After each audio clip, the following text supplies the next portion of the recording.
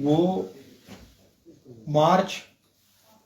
फरवरी मार्च में विधानसभा में पास हुआ 2024 में, जिसमें प्लान में और नॉन प्लान में पैसा जाता है और विधानसभा में बजट पास होता है। तो आप इस बात को देखिए कि बजट पास हुआ, प्लान में जहां कर्मचारियों के लिए सैलरी, कर्मचारियों के लिए एरियर, कर्मचारियों के लिए डीए, कर्मचारियों के लिए रिवर्समेंट, कर्मचारियों के लिए दूसरे खर्चे, ये प्लान में जाते हैं। नॉन प्लान का तो पूरे प्रदेश का बजट उसमें होता है। पर मैं आज हिमाचल प्रदेश के मुख्यमंत्री सुखविंदर सिंह सुक्खू से ये पूछना चाहता हूं कि जो प्लान का आपने बजट पास किया वो खत्म कैसे हो गया? वो अक्टूबर में कैसे खत्म हो गया? ना आपके पास सैलरी के लिए पैसा है, ना आपके पास जो है मेडिकल रिवर्समेंट के लिए, डीए के लिए, किसी चीज के लिए पैसा नहीं है, जबकि आपने पैसा रखा। और आप देखिए कि इस प्लान के तहत जो आपने पैसा रखा उसमें डीए का जो इंस्टॉलमेंट होती है 1 साल में मिलती है, उसका भी पैसा रखा आपने, और उसके एरियर का पैसा भी रखा आपने, और तनख्वाह का पैसा भी रखा। तो आप मुझे ये बताइए वो पैसा गया कहां? इसका मतलब आपका बजट ही फ्रॉड है, बजट ही फ्रॉड है आपका। पैसा गया कहां? अब आप तो मतलब अक्टूबर से लेकर आज तक कर्जे ले रहे हैं, सैलरी के लिए कर्जा ले रहे हैं, पेंशन वालों के लिए कर्जा ले रहे हैं, कर्जों पे आपकी सरकार चली। तो बजट का पैसा गया कहां? ये तो बड़ा भारी बिग फ्रॉड हो गया हिमाचल में। और इस बात को देखिए, मैं तो आज राज्यपाल महोदय से ये मांग करना चाह रहा हूं कि आप इस पे इंक्वायरी करें, इंक्वायरी करें, पैसा कहां गया, पैसा किसने खाया, पैसा गया कहां जो कर्मचारियों के लिए देना था। तो ये बड़ा भारी बिग फ्रॉड हो गया, बिग फ्रॉड, बजट ही बिग फ्रॉड है सुक्खू का। तो इसलिए मैं तो राज्यपाल से फिर ये मांग करता हूं कि आप जो है इसमें इंक्वायरी करें और दूध का दूध पानी करें, पैसा कहां गया। आज हाहाकार है प्रदेश में, न कर्मचारियों को टाइम पे सैलरी मिल रही है, न पेंशनों को पेंशन मिल रही है, न मेडिकल रिवर्समेंट का पैसा मिल रहा है। वो गया कहां पैसा, कहां डाला पैसा है? तो आज मैं आपसे ये कह रहा हूं कि अभी हिमाचल भवन का जो मुद्दा आया, जो कुर्की हुई सरकार की, वो 64 करोड़ भी आपने कहां से दिए? पैसा तो आपके पास था नहीं, 64 करोड़ आए कहां ये भी बताइए। अभी जो सुप्रीम कोर्ट ने डंडा दिया सरकार को, जो हमारे खिलाड़ी है इनको पैसा नहीं दिया, 14 करोड़ आपने वो बांटे, अभी वो पैसा कहां से आया? कहां से आया पैसा? इसको क्यों नहीं आप जग जाहिर करते हैं, क्यों नहीं जवाब देते? आप जवाब दीजिए। और दूसरी तरफ चले हैं जश्न मनाने 2 साल का। ये काय का जश्न है? बर्बादी का जश्न मना रहे हैं यहाँ पे, बर्बादी का जश्न। बर्बाद हो गया प्रदेश, बर्बाद हो गया। पहली बार हिमाचल प्रदेश में जो है बर्बादी की ओर है। और आपने तो अपनी पार्टी और सरकार का सत्यानाश कर दिया। 20 साल अब कांग्रेस आने वाली नहीं, अगर ये हाल रहे तो 20 साल नहीं आएगी कांग्रेस। आप बताइए, जश्न मनाने चले, कर्मचारियों को एरियर नहीं, कर्मचारियों को डीए नहीं, कर्मचारियों का 42 महीने का एरियर नहीं, मेडिकल इन्वेस्टमेंट का 50 करोड़ नहीं, फिर चले आप जश्न मनाने। कौन सा जश्न है भाई आपका? ये क्या जश्न है? आप बताइए, क्या जश्न मनाने जा रहे हैं आप? जश्न मनाते हैं तब आप जब कर्मचारी पेंशनों की देनदारियां सब देते, तो मजा भी आता कुछ जश्न मनाने का। तो आपने तो मतलब ऐसे हाल कर दिए हैं। और जश्न पे भी आप जो है मतलब 50 करोड़ से ऊपर खर्चा कर रहे हैं। वो कहां से आएगा पैसा? अपने लिए तो आप सब कुछ मतलब जो है लगा रहे हैं। दूसरी तरफ में आपने जो है वो ओएसडी, आप देखिए कितने ओएसडी बना दिए, कितने वाइस चेयर बनाने, कितने दर्जनों के हिसाब से है। नरेश चौहान को आपने बना दिया प्रेस एडवाइजर, और उसको खुश करने के लिए आपने उसको दे दिया कैबिनेट रैंक, 2.5 लाख रुपए तनख्वाह का। क्या जरूरत थी? क्या जरूरत थी? किसी भी सरकार में ऐसा नहीं हुआ। आपने अपने मित्रों को जो है मतलब सरकार का और प्रदेश की जनता का जो पैसा है लुटा दिया आपने। इसकी भी जांच होनी चाहिए। फिर चले आप कि भाई हम तो जी बस अब सरकार का जो 2 साल का जो जश्न है उसको मनाने चले। और आपने जो 6 सीपीएस बनाए उसकी कोई आवश्यकता नहीं थी। और आपने अब जब वो हाई कोर्ट से उनको निकाल दिया, तो आप उन पे जो है सुप्रीम कोर्ट में करोड़ों रुपए खर्च कर रहे हैं उनको बचाने के लिए।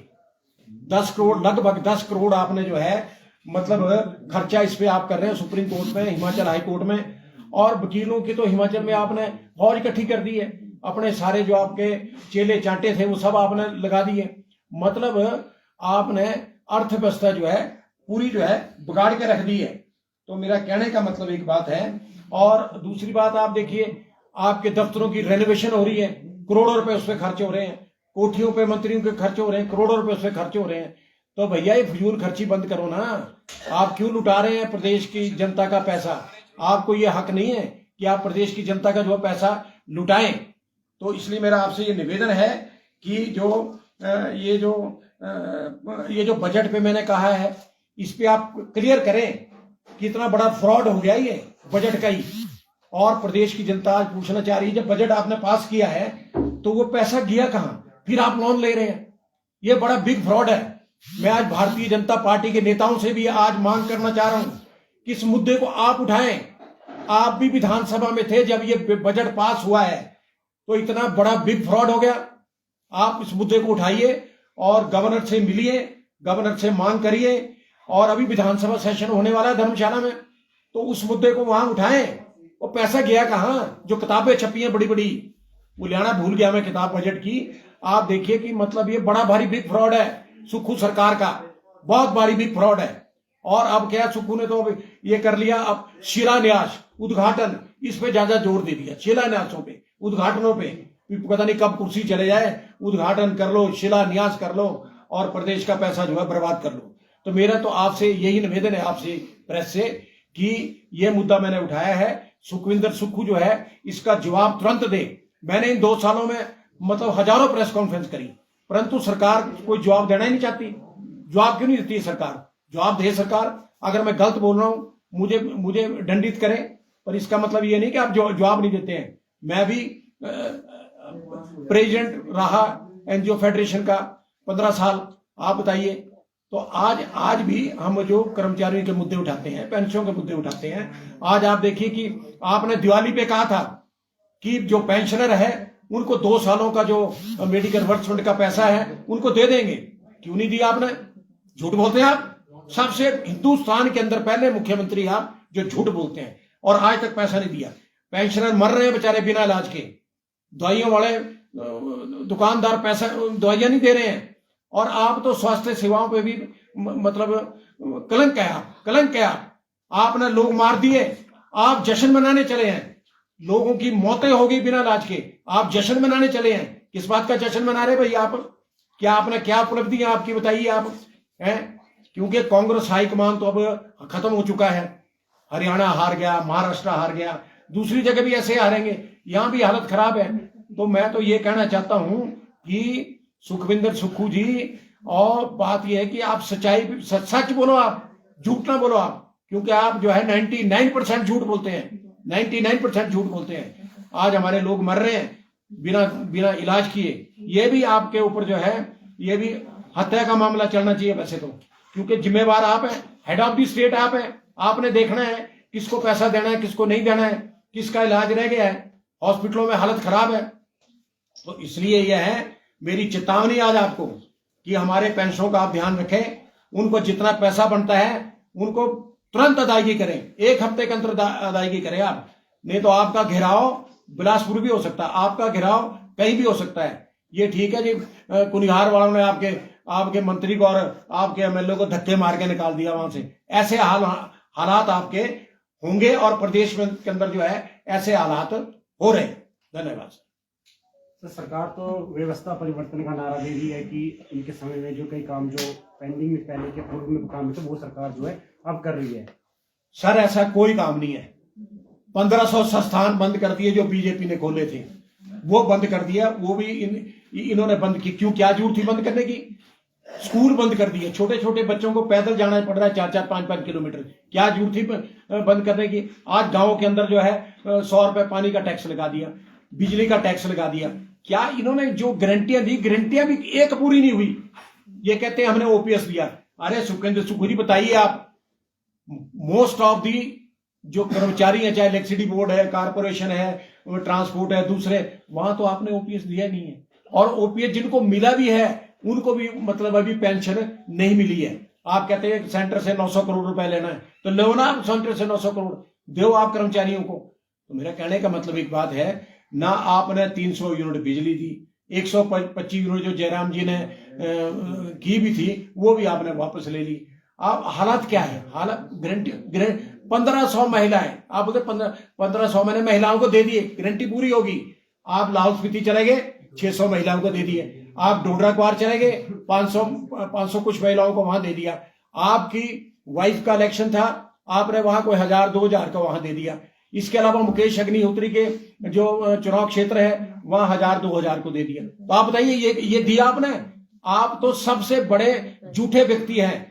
जहां पर 2500 महिलाओं को मिलना चाहिए था वो घटा के आप 23,000 ले, 23,000 से घटा के 5,000 ले, 5 लाख महिलाओं को भी नहीं मिला।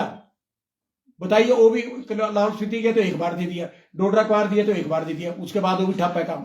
अरे क्या आप प्रदेश के लोगों को मूर्ख समझते हैं?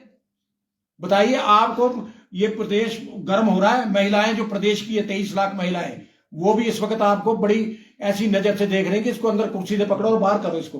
तो मेरा कहने का हालात ऐसे बन रहे हैं और बनेंगे ऐसे हालात। ये कोई ऐसा नहीं है हम उसमें शामिल है। विक्रमदत्त सिंह तो कह रहे हैं 32,000 लोगों को रोजगार जो अभी तक दे चुके हैं हम, क्या कहेंगे? ठीक है, आपने पूछा। मुख्यमंत्री कह रहा है कि 20,000 लोगों को हमने रोजगार दिया। वित्त मंत्री कह रहा है कि हमने 31,000 लोगों को रोजगार दिया। अरे भैया, सामने तो ले आओ उसको, किसको दिया रोजगार है बताइए आप। मुख्यमंत्री कुछ कह रहा, मंत्री कुछ कह रहे हैं, तो जो तालमेल ही नहीं है, कैबिनेट के अंदर भी तालमेल नहीं है, तालमेल की भारी कमी है। तो इस हिसाब से जो कहां किसको रोजगार मिला, जबकि रोजगार तो इन 2 सालों में 2 लाख लोगों को रोजगार मिलना चाहिए था, जो इन्होंने इनकी घोषणा थी वो भी नहीं मिला। तो मतलब कोई गारंटी इनकी पूरी नहीं है। गारंटी नहीं देने का कारण हरियाणा हार गए, महाराष्ट्र हार गए। तो मेरा कहने का मतलब है कि इस वक्त जो हालत है कांग्रेस की पूरे देश में बड़ी खराब है। ज्यादातर हालत तो सुप्पू ने खराब की, उसी वजह से हारे 2 जगह, अदरवाइज ये हारने वाले इन 2 जगह पे नहीं थे। ठीक है सर।